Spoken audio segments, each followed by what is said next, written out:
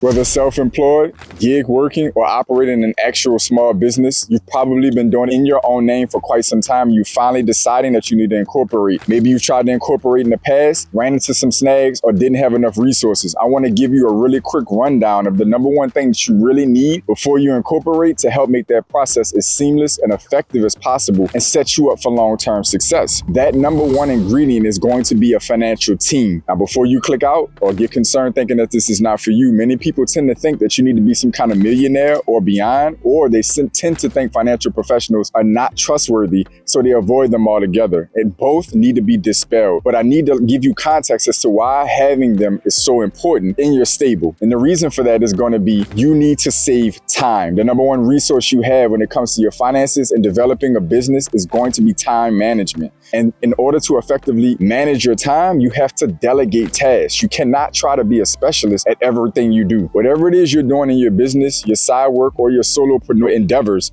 most likely that is where you specialize. You cannot try to branch out and take the time it takes to learn how to manage your own taxes, do your own bookkeeping, learn how to establish, maintain a business bank account, or everything you need to establish a business bank account, setting up your entity for funding, setting up your entity with the Secretary of State. The list goes on. Businesses need a ton of setup and a ton of maintenance. And the way for you to effectively set them up in a way that they're going to be sustainable long term, you're going to have to delegate that out to people who know how to do this for a living, professionals. Now, with that having been said, when it comes to thinking that you need to be a millionaire, in today's world, that is far from the truth. There are tons of qualified, certified professionals out here who can help you at any income level and any net worth. They're incentivized to do so. A lot of times you're a better client when you're coming in from scratch because there's less competition for your business, to be honest. And that's to your benefit, because that means that that person has their head on straight as a financial professional. And they're looking at you saying, if I help this person now, they'll be my client for life as they grow. That's how solid financial professionals think. For many of you who think financial professionals are untrustworthy, I can help dispel that for you as well. There's one major tactic that the successful people use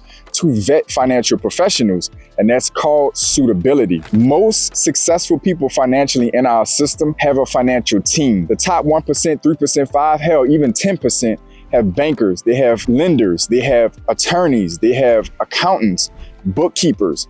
They have this on their team, advisors and beyond. You have to build the same thing, and it is available, it's cost effective, and it is necessary if you want to actually establish an effective business and develop financially in a way that's going to be sustainable long term.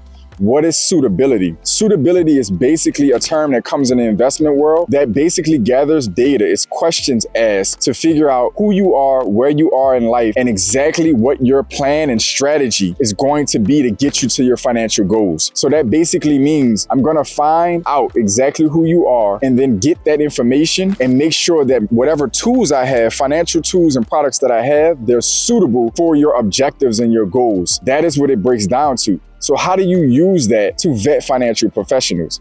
It's quite simple. When you're interviewing, when you're meeting with financial professionals, you want to be taking the time out to observe if they're doing suitability on you. If financial professionals are doing suitability on you, that means 9 out of 10 times they're not going to mention much about their products or services. They're not going to get very far into what they have to offer. They're going to be figuring out who you are first. When they do that, they're going to then respond in kind to bridging the products and services that they have into your suitability. They're going to match those products and services to your needs. And as they're matching it, they should be able to plug that in for you to make it make sense for you. Whenever you're meeting a financial professional and they're pitching products, pitching what they have to offer, or trying to fit you into a box of whatever product or service they have to offer, there's a clear-cut sign that that financial professional is probably disingenuous and not for you. I wanted to give you context on this because I can tell you in the next video that I'm covering that you are going to need a financial team if you plan on establishing and growing a healthy business. I'm going to cover that in the next video in detail. I want you to comment down below.